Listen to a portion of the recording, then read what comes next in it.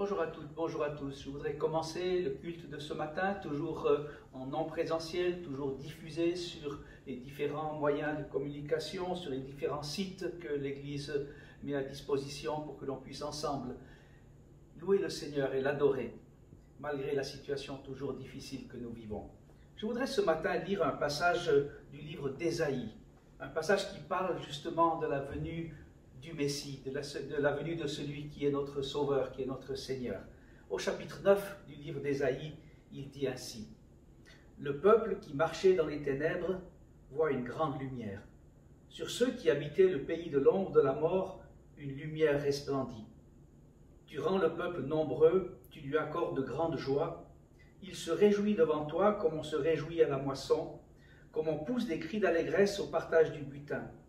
Car le joug qui pesait sur lui, le bâton qui frappait son dos, la verge de celui qui l'opprimait, tu les brises comme à la journée de Madian. Car toute chaussure qu'on porte dans la mêlée et tout vêtement guerrier roulé dans le sang seront livrés aux flammes pour être dévorés par le feu. Car un enfant nous est né, un fils nous est donné, et la domination reposera sur son épaule. On l'appellera admirable, conseiller, Dieu puissant, Père éternel, Prince de la paix. Donné à l'empire de l'accroissement et à une paix sans fin au trône de David et à son royaume. L'affermir et le soutenir par le droit et par la justice, dès maintenant et à toujours. Voilà ce que fera le zèle de l'Éternel des armées. » Voilà cette promesse que le prophète Ésaïe va donner au peuple d'Israël. Promesse de la venue de celui qui est Dieu fait homme, d'Emmanuel, de celui qui viendra justement pour nous apporter le salut, pour nous apporter la paix. C'est celui-ci que nous voulons honorer aujourd'hui. C'est celui-ci que nous voulons déclarer comme le Seigneur, comme le Sauveur. Nous avons reçu Jésus comme notre Sauveur, celui qui est né il y a 2000 ans maintenant, un peu plus. Eh bien, c'est celui qui est venu de la part de Dieu pour apporter sa paix. C'est vrai qu'on ne la voit pas encore, mais il a promis qu'il l'apporterait. Et un jour, il va revenir pour régner définitivement et manifester sa gloire, manifester son pouvoir. Nous voulons prier pour commencer ce culte ce matin. Merci, ô Dieu, pour ta grâce et pour ta miséricorde. Merci, ô Dieu, parce que la promesse que tu as donnée au peuple d'Israël, tu l'as accomplie en Jésus de Nazareth. Ô Dieu, nous allons célébrer bientôt Noël, nous allons célébrer bientôt Jésus qui est venu à Noël. Et nous voulons te prier, ô Dieu Tout-Puissant, que tu nous aides, Seigneur, en toute situation, en toutes circonstances, à regarder celui qui est venu, et à te regarder toi, à te contempler dans ta grandeur, dans ta miséricorde, dans l'œuvre éternelle que tu réalises et que tu as réalisée pour nous. Nous voulons encore t'adorer ce matin, Seigneur, et venir à toi pour recevoir de toi, Seigneur, les grâces et les miséricordes que tu veux nous donner chaque jour. Merci, ô Dieu, pour ta présence, dans le nom de Jésus-Christ. Amen. Je chanterai louange à l'Éternel. Je chanterai louange à son nom. Je chanterai Dieu, mon essentiel. Je chanterai en l'honneur de son nom.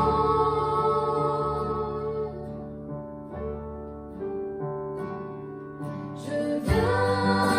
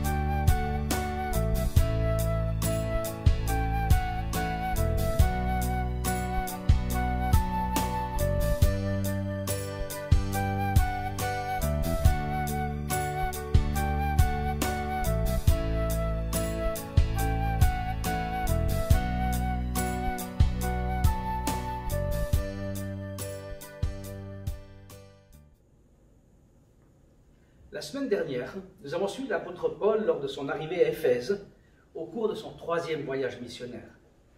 Nous avons vu 3 épisodes relatés par Luc au début et durant son séjour de 3 ans dans cette ville.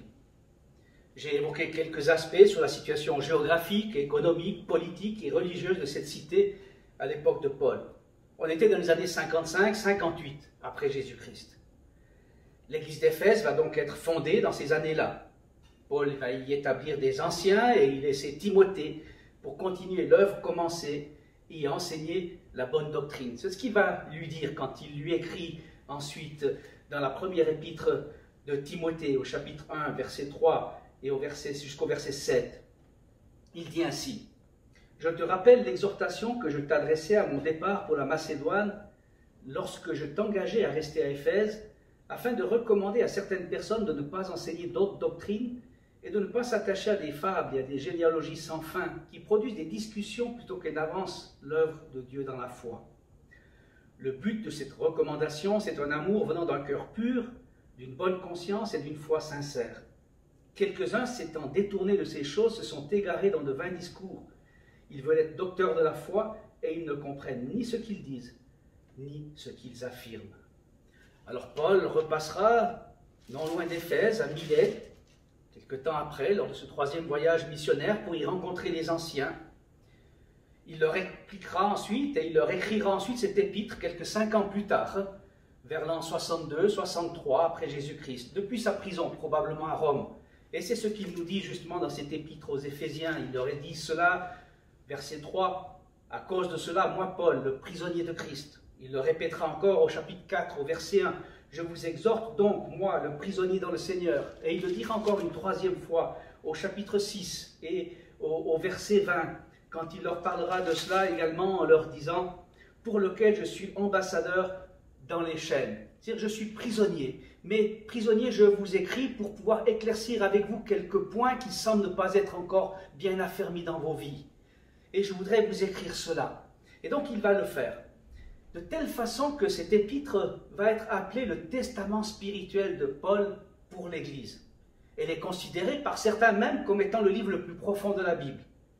Un auteur va dire « Elle nous brosse une fresque grandiose des plans de Dieu pour le salut de l'humanité, depuis l'éternité précédant la création du monde jusqu'à celle qui suivra le déroulement de l'histoire humaine. » Revenant ensuite aux réalités terrestres, elle montre comment ce plan se réalise dans la vie quotidienne de ceux qui ont accepté Jésus-Christ comme leur Sauveur et comme leur Seigneur.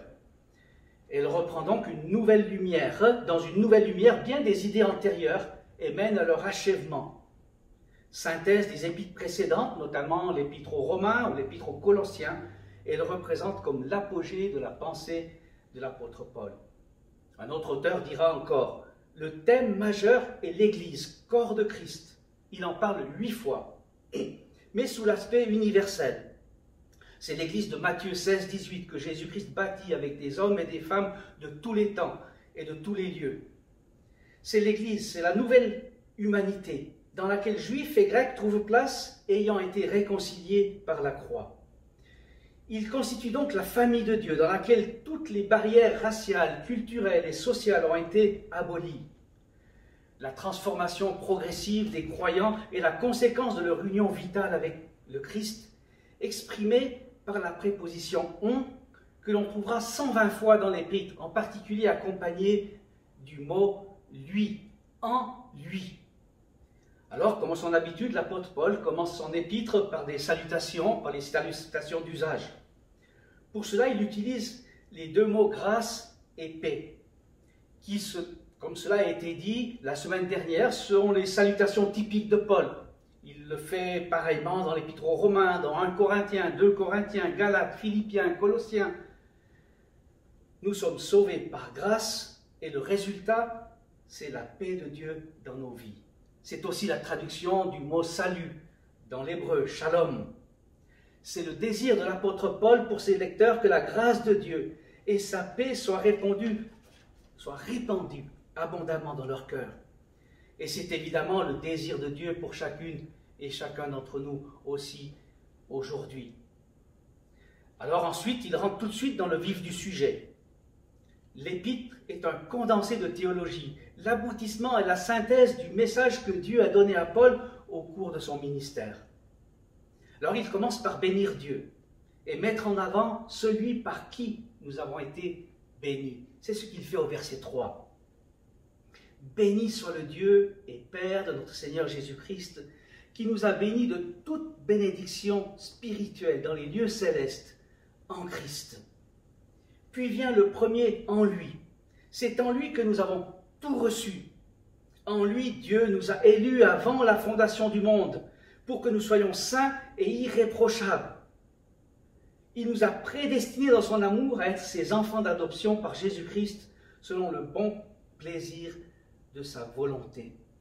Voyez, quand on dit que l'épître aux Éphésiens est un condensé de théologie, Paul commence dès le début par l'élection et par la prédestination.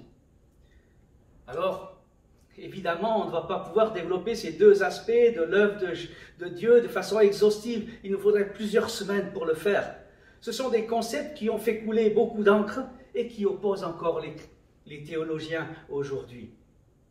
La question que les théologiens et les croyants se posent est: les élus et les prédestinés sont-ils des individus que Dieu va choisir pour devenir croyants? Ou alors, les croyants sont ceux qui vont devenir en lui les élus et les prédestinés? Alors, je ne vais pas pouvoir m'étendre, comme je l'ai dit, plus sur ce thème qui demanderait plusieurs semaines pour le moment. Mais voyez déjà la richesse de réflexion et de méditation seulement dans ces deux premiers versets. Quelle que soit notre réponse, finalement, le salut est toujours en lui. On ne peut pas être sauvé autrement qu'en lui. Que ce soit que Dieu nous ait choisis avant ou que l'on ait cru et que Dieu nous choisit parce qu'on a cru, finalement ce n'est pas là la chose importante. La chose importante, c'est que si j'ai cru, c'est que je suis élu. Et si je suis élu, eh bien je suis appelé par Dieu. Appelé par Dieu à être sauvé, à être assis déjà dans les lieux célestes et à accomplir la volonté de Dieu sur cette terre, dans ma vie et dans mon ministère, dans mes actions par rapport au monde qui m'entoure, avec cette certitude du salut éternel. Alors voilà, on peut passer vraiment beaucoup de temps à méditer et à lire et à étudier cette question. Et vous allez le faire. Paul, lui, va parler ensuite de la rédemption. Il parlera à nouveau de la grâce, de la volonté souveraine, de l'apothéose des temps, de l'œuvre de l'Esprit Saint. Et il parlera de tout cela déjà dans le prologue, verset 1 jusqu'au verset 14.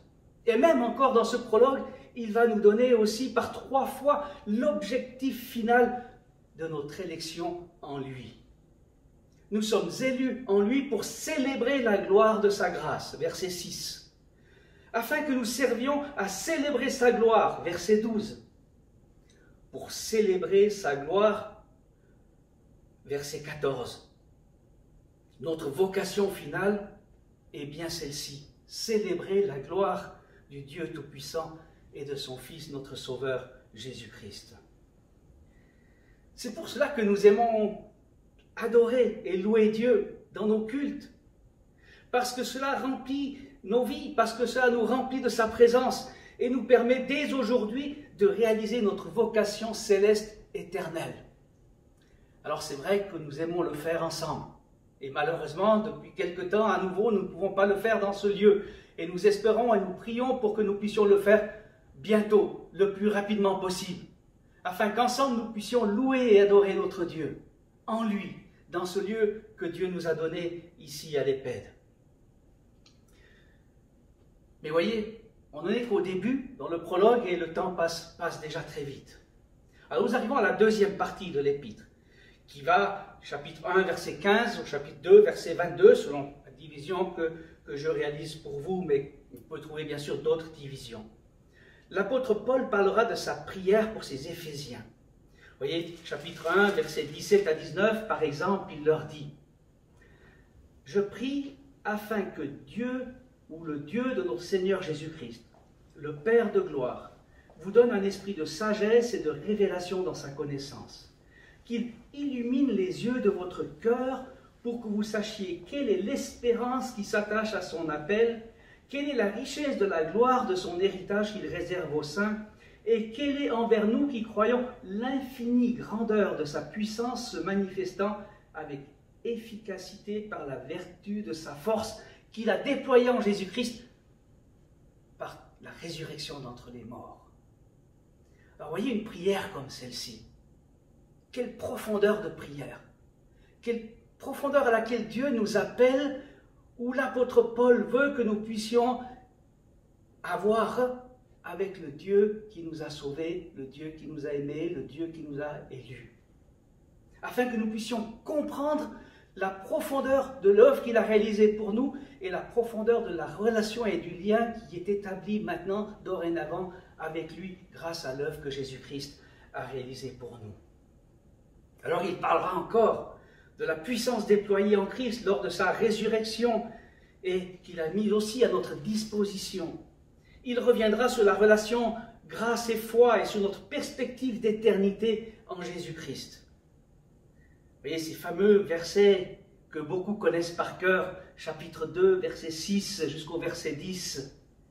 Il nous a ressuscités ensemble, verset 6, chapitre 2. Et nous a fait asseoir ensemble dans les lieux célestes en Jésus-Christ, afin de montrer dans les siècles à venir l'infinie richesse de sa grâce par sa bonté envers nous en Jésus-Christ. Car c'est par la grâce que vous êtes sauvés par le moyen de la foi, et cela ne vient pas de vous, c'est le don de Dieu. Ce n'est point par les œuvres afin que personne ne se glorifie, car nous sommes son ouvrage, ayant été créés en Jésus-Christ pour de bonnes œuvres que Dieu a préparées d'avance, afin que nous les pratiquions. Paul veut souligner que la foi, c'est le moyen, pas la finalité. Ce n'est pas simplement avoir la foi qui est important. Parfois, on entend cela. J'ai la foi. Ce qui est important, c'est l'objet de la foi. En qui on dépose notre foi. Parce que ce n'est pas la foi qui sauve, c'est Jésus-Christ qui sauve. Je crois en Jésus-Christ et alors je reçois le salut. Si ma foi n'est pas uniquement et exclusivement en lui, en Christ, eh bien ma foi peut-être me sera utile pour vivre le temps présent. Parce qu'il vaut mieux croire que ne pas croire. Mais elle ne me servira à rien pour l'éternité. Ma foi doit être déposée en Christ et c'est alors que lui m'apportera le salut. Parce que dans ce passage même, ce qui est important ici et qui nous est dit, c'est le salut qui est un don finalement. Bien sûr, la foi, Dieu nous la donne aussi, il la produit en nous également, mais c'est le salut qui nous est donné comme un cadeau gratuit que Dieu nous donne. Alors, après cela, il parlera de notre fusion avec Israël pour devenir ensemble concitoyens des saints, gens de la maison de Dieu, un temple saint dans le Seigneur. Vous voyez, si l'on va à la fin de ce chapitre 2, verset 19 au verset 22, il nous dit ainsi. Ainsi donc, vous n'êtes plus des étrangers, ni des gens du dehors, mais vous êtes concitoyens des saints, gens de la maison de Dieu. Vous avez été édifiés sur le fondement des apôtres et des prophètes, Jésus-Christ lui-même étant la pierre angulaire. En lui, tout l'édifice bien coordonné s'élève pour être un temple saint dans le Seigneur. En lui, vous êtes aussi édifiés pour être une habitation de Dieu en esprit. Vous voyez ce grand message pour méditer également. Nous sommes étrangers sur cette terre, mais nous ne sommes plus étrangers les uns avec les autres et plus étrangers à Dieu. Nous sommes de sa famille et de la famille de ceux qui croient, de la famille de ceux qui sont appelés, de la famille de ceux qui sont sauvés, en lui, en Jésus-Christ. Nous ne sommes plus tout seuls, nous ne sommes plus abandonnés, nous sommes en relation avec le Dieu qui nous a créés et qui nous aime. Alors voilà, troisième partie, chapitre 3, l'apôtre Paul approfondira encore cette nouvelle identité commune avec Israël et il parlera à nouveau de ses prières pour les Éphésiens. Et il va en partager à nouveau une avec eux. Voyez, chapitre 3, verset 14 jusqu'au verset 20. Et il dit ainsi, à cause de cela, je fléchis les genoux devant le Père, de qui toute famille dans les cieux et sur la terre tire son nom, afin qu'il vous donne, selon la richesse de sa gloire, d'être puissamment fortifié par son esprit dans l'homme intérieur, en sorte que Christ habite dans vos cœurs par la foi, étant enraciné et fondé dans l'amour. Que vous puissiez comprendre avec tous les saints quelle est la largeur, la longueur et la profondeur et la hauteur, et connaître l'amour de Christ qui surpasse toute connaissance, en sorte que vous soyez remplis jusqu'à toute la plénitude de Dieu. Vous voyez cette prière? On a besoin d'apprendre des prières que l'on trouve dans la Bible. Nos prières à nous, c'est souvent « Seigneur, j'ai besoin de toi. Seigneur, aide-moi. Seigneur, aide cette personne. Seigneur, fais du bien à tel autre. Seigneur, guéris. Seigneur, pourvois. » Et ce sont des belles prières que Dieu nous demande de faire parce qu'il nous demande de lui prier pour lui demander notre pain de chaque jour. Et là, l'apôtre Paul enseigne aux Éphésiens une prière qui demande une profondeur spirituelle, une compréhension de la relation profonde que l'on peut avoir avec Dieu, une intuition de la grandeur de Dieu qui se révèle à leur cœur et à leur vie. Et il termine ainsi, verset 20. « Or, à celui qui peut faire, par la puissance qui agit en nous, infiniment au-delà de tout ce que nous demandons ou pensons, à lui soit la gloire dans l'Église et en Jésus-Christ, dans toutes les générations, au siècle des siècles. Amen. » Voyez, la profondeur de la prière de l'apôtre Paul pour ses Éphésiens. Et cette prière, bien sûr, est aussi pour nous. Il priait cela pour les Éphésiens, et nous pouvons prier également cela pour nous. Nous pouvons reprendre ces prières pour notre vie et pour la vie de notre Église. Alors on arrive au chapitre 4, partie centrale, chapitre 4, verset 1 au verset 16. Et là, il parlera de l'Église, de son organisation, de sa direction, de l'importance de son unité, de l'importance de la saine doctrine, de la responsabilité de chaque membre à marcher d'une manière digne de notre vocation en Christ. Et voyez la description qu'il fait ici de l'Église. Et il dit, verset 11, « Et il a donné les uns comme apôtres, les autres comme prophètes, les autres comme évangélistes, les autres comme pasteurs et docteurs, pour le perfectionnement des saints en vue de l'œuvre du ministère et de l'édification du corps de Christ, jusqu'à ce que nous soyons tous parvenus à l'unité de la foi et de la connaissance du Fils de Dieu, à l'état d'homme fait à la mesure de la stature parfaite de Christ. » Ce qu'il demande, c'est que nous soyons à la hauteur de la stature parfaite de Christ. Voilà notre objectif de vie sur cette terre que nous recevrons pour l'éternité. Ainsi, tant que nous sommes ici, verset 14, ainsi nous ne serons plus des enfants flottants et emportés par tout vent de doctrine, par la tromperie des hommes, par leur ruse dans les moyens de séduction. Mais en professant la vérité dans l'amour, nous croîtrons à tous égards en celui qui est le chef, Christ. C'est de lui, et grâce à tous les liens de son assistance, que tout le corps, bien coordonné et formant un solide assemblage, tire son accroissement sur la force qui convient à chacune de ses parties et s'édifie lui-même dans l'amour. Alors voyez à nouveau un passage comme celui-ci, on pourrait passer plusieurs semaines à l'étudier, à le méditer, à en comprendre la signification profonde et à comment l'appliquer dans notre vie personnelle, dans la vie et dans la vie de l'Église. On arrive à la 5e partie, qui va donc du verset 17, chapitre 4, au chapitre 5, verset 14, selon la division que je vous propose. Et il va développer cet aspect de la marche avec Jésus dans notre être intérieur, dans notre caractère et dans nos relations avec les autres. Par exemple, vous voyez, chapitre 5, versets 8 à 14, à nouveau, je reprends quelques passages de ce livre. Chapitre 5, verset 8. Il nous dit ce que nous étions autrefois. Ce que les Éphésiens étaient, ce que nous sommes aussi, ce que nous étions autrefois. Et autrefois, vous étiez ténèbres. Mais maintenant, vous êtes lumière dans le Seigneur. marchez comme des enfants de lumière. Car le fruit de la lumière consiste en toutes sortes de bonté, de justice et de vérité. Examinez ce qui est agréable au Seigneur et ne prenez point part aux œuvres infructueuses des ténèbres, mais plutôt condamnez-les. Car il est honteux de dire ce qu'ils font en secret. Mais tout ce qui est réprouvé apparaîtra ou apparaît en pleine lumière, car tout ce qui est ainsi manifesté est lumière. C'est pour ça qu'il est dit, réveille-toi, toi qui dors, relève-toi d'entre les morts, et le Christ t'éclairera. Prenez donc garde afin de vous conduire avec circonspection, non comme des insensés, mais comme des sages. Rachetez le temps, car les jours sont mauvais. C'est pourquoi ne soyez pas inconsidérés, mais comprenez quelle est la volonté du Seigneur. Ne vous enivrez pas de vin, c'est de la débauche. Soyez au contraire remplis de l'esprit. Entretenez-vous par des psaumes, par des hymnes, par des cantiques spirituels, chantant et célébrant de tout votre cœur les louanges du Seigneur.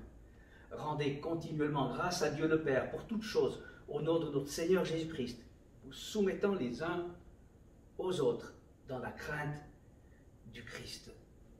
L'importance du cœur, l'importance de ce qui est à l'intérieur, l'importance de notre caractère dans notre vie de tous les jours, dans notre relation avec les autres, l'importance de rechercher cette plénitude de l'Esprit Saint qui me permet d'avoir cette relation filiale avec mon Dieu en Jésus-Christ. L'importance de vivre une vie profonde dans le Seigneur.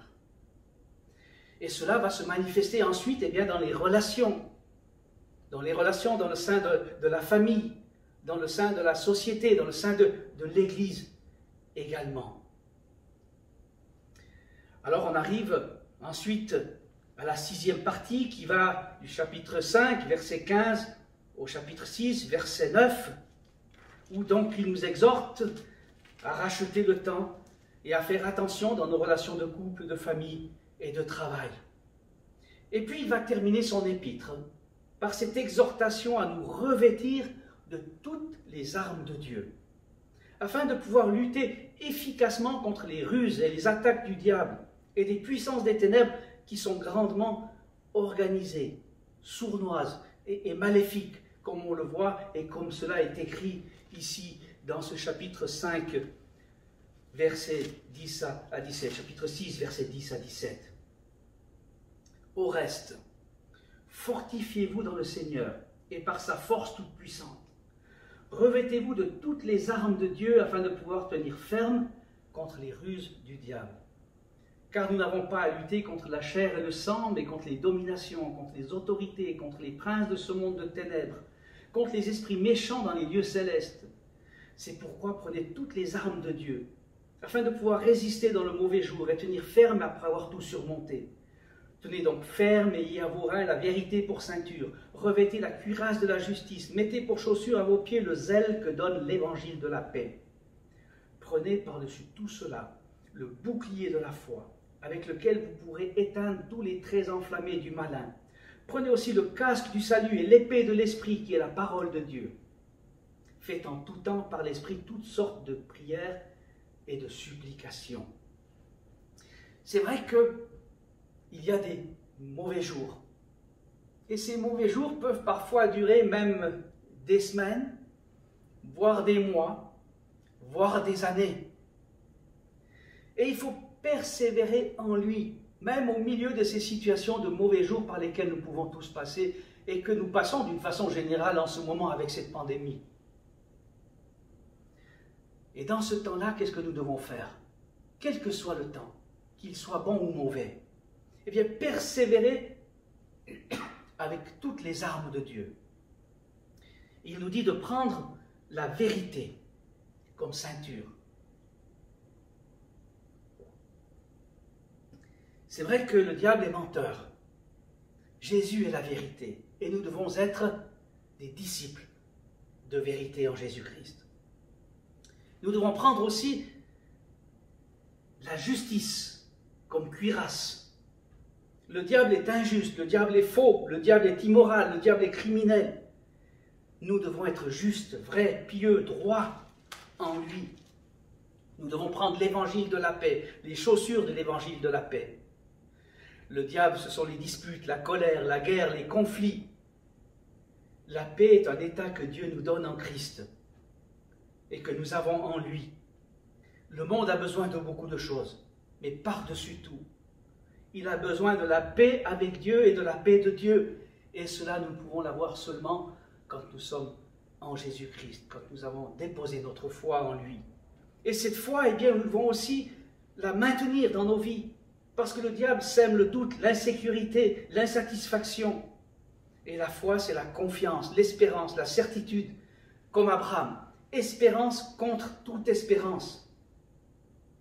Et même si humainement, il n'y a pas d'espoir, Christ est notre bouclier, Christ est notre protection. Et nous pouvons nous affirmer en lui et être protégés en lui. Et puis, nous devons prendre le casque du salut. Le bouclier protège le corps, le casque c'est la tête. Et à nouveau, le diable veut nous faire douter. Le salut est une certitude que nous devons défendre, parce que le salut ne dépend pas de nous, mais de l'œuvre de Jésus déjà réalisée et de sa victoire déjà obtenue pour nous qui croyons. Que nous soyons élus avant ou après, peu importe. Le casque du salut, c'est de croire que je suis sauvé en lui. Peu importe quand et comment cela s'est passé. L'important, c'est de l'avoir fait. Et puis la parole de Dieu, bien sûr, qui est l'épée de l'esprit, que Jésus lui-même a utilisée pour combattre le diable quand il a voulu le tenter. C'est la parole éternelle. C'est avec elle que nous allons pouvoir nous défendre. C'est elle qui va affirmer notre foi. C'est elle qui va assurer notre vie. C'est en elle que nous devons approfondir notre vie et assurer notre vie et affirmer nos pensées, nos paroles et nos actions. Alors, on pourrait bien sûr continuer avec l'épître aux Éphésiens. Je voudrais conclure avec les dernières paroles que Dieu nous donne dans cette épître aux Éphésiens au travers de l'apôtre Paul. Et ces paroles, ce sont les paroles que Dieu veut pour nous. Et il nous dit ainsi, verset 23, que la paix et l'amour, avec la foi, soient donnés aux frères de la part de Dieu le Père et du Seigneur Jésus-Christ. Que la grâce soit avec tous ceux qui aiment notre Seigneur Jésus-Christ d'un amour inaltérable. Je vous invite vraiment, nous arrivons au mois de décembre. En décembre, nous allons lire Galates, Éphésiens, Philippiens, et nous allons continuer ensuite avec Colossiens et puis Thessaloniciens. Mais pour ce mois de décembre, vous voyez, nous pouvons approfondir cet épître, apprendre de ce que l'apôtre Paul va révéler de ce que Dieu lui a mis dans le cœur depuis sa prison, afin que nous puissions approfondir notre foi, que nous ne soyons pas superficiels dans notre foi, mais que nous puissions approfondir la grandeur de ce que Dieu a réalisé pour nous. Vraiment que le Seigneur nous bénisse dans cette lecture.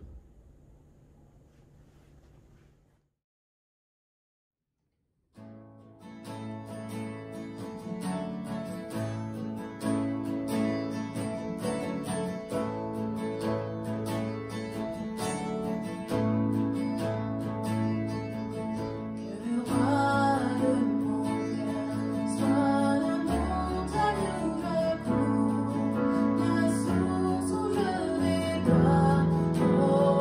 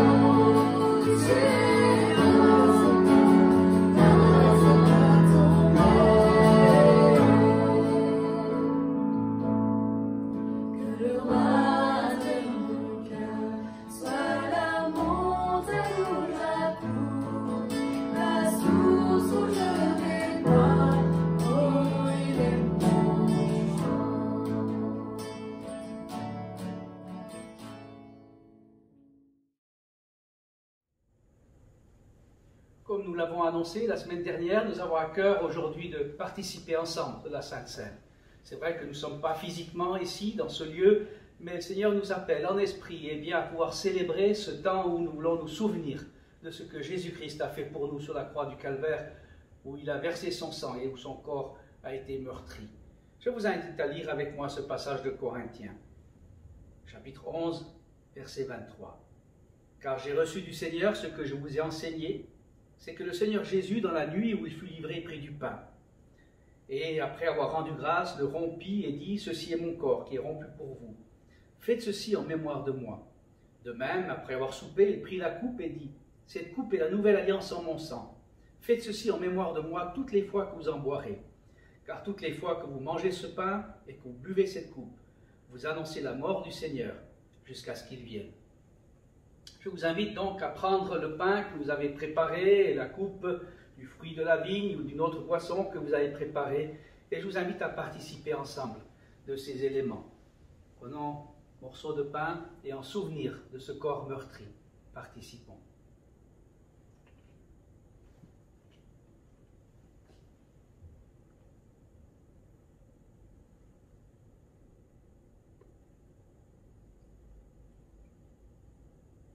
Participons de la coupe en souvenir du sang versé sur la croix du Calvaire.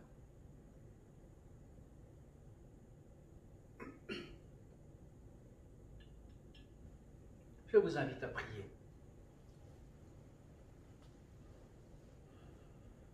Seigneur notre Dieu et notre Père, nous sommes devant toi, Seigneur, chacune, chacun dans son lieu respectif, mais ensemble dans ton esprit, pour nous souvenir de l'œuvre que tu as réalisée pour nous, pour proclamer l'œuvre que tu as réalisée pour nous, pour te demander ta grâce et ta bénédiction sur nos vies, Seigneur. Ô Dieu Tout-Puissant, afin que nous puissions, comme l'apôtre Paul le demandait pour ses Éphésiens, comprendre l'amplitude de l'œuvre que tu as réalisée et l'amplitude des promesses que tu nous as données, que nous puissions te contempler avec les yeux de la foi, au-delà des choses présentes, au-delà des temps présents, au-delà des vicissitudes du temps présent, que nous puissions contempler la gloire que tu as préparée pour nous, Seigneur, et la grandeur des choses que tu as préparées pour nous. Permets-nous d'avoir cette intuition spirituelle, Seigneur, des choses que tu as préparées pour nous et que tu prépares pour nous, Seigneur, de ces demeures que tu prépares pour nous. Ô Dieu Tout-Puissant, nous voulons invoquer le nom de celui qui est au-dessus de tout nom et te demander, Seigneur, que ta bonne main, Seigneur, soit posée sur nous, Seigneur. Tu connais nos besoins, tu connais nos peines, tu connais nos tristesses, Seigneur. Tu connais les peines et les tristesses de chacune et de chacun, Seigneur. Tu sais celui qui cherche le travail, celui qui cherche ta paix, celui qui cherche, ô Dieu, ta guérison, celui qui cherche, Seigneur, d'être rempli de ton amour et de ta grâce. Fais-nous du bien, Seigneur. Nous nous attendons à toi, Seigneur. Pose ta bonne main sur nos vies. Merci, ô Dieu, de rassembler bientôt ton Église, Seigneur, ici dans ce lieu, afin de pouvoir te louer et t'adorer ensemble, Seigneur, afin de pouvoir participer ensemble dans ce lieu, Seigneur, de la Sainte Seine et nous souvenir de ce que tu as fait pour nous. Ô Dieu Tout-Puissant, nous invoquons le nom de Jésus, nous te rendons grâce, nous te remercions, ô Dieu, pour ce que tu fais, pour ce que tu as fait et pour ce que tu feras, parce que tu es le même hier, aujourd'hui et pour les siècles. Te prions, Dieu, dans le nom de Jésus-Christ. Amen.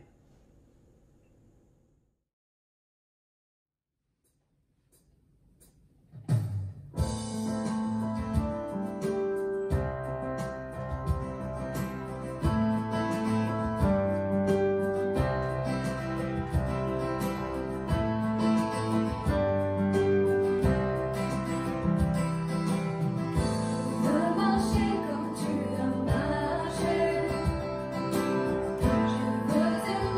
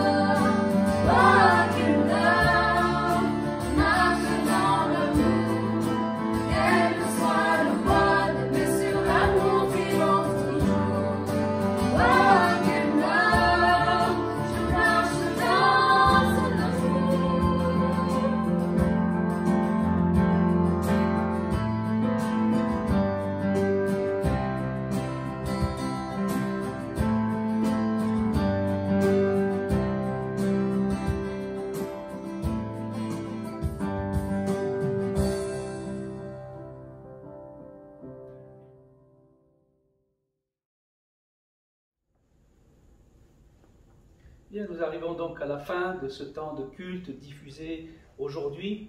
Bien que tout à l'heure, nous aurons aussi notre réunion de jeûne et prière entre 12h et 13h par Zoom. Et j'invite bien sûr tous à pouvoir y participer. Vous pouvez vous inscrire en suivant bien sûr les indications que vous trouverez dans les groupes de CEP. Cette semaine, nous aurons notre étude biblique également par Zoom ce mercredi à 20h. Je vous invite également à pouvoir vous inscrire et à pouvoir y participer. Et puis dimanche prochain, eh bien, nous aurons encore un culte qui sera enregistré et toujours en non présentiel. Nous allons attendre les informations et les différentes déclarations que feront le gouvernement le 15 décembre afin de prendre les décisions qui correspondent pour la suite. Alors, nous espérons pouvoir reprendre bientôt, le plus rapidement possible, avec des mesures appropriées, dans la sérénité et bien nos réunions. Vraiment, nous avons à cœur de pouvoir nous retrouver et nous espérons pouvoir le faire bien sûr avant Noël et que le Seigneur puisse continuer de nous bénir et de nous accompagner à chaque instant. Seigneur, continue de vous bénir, de vous fortifier. Seigneur vous accompagne en tout temps. Bonne semaine, bon dimanche.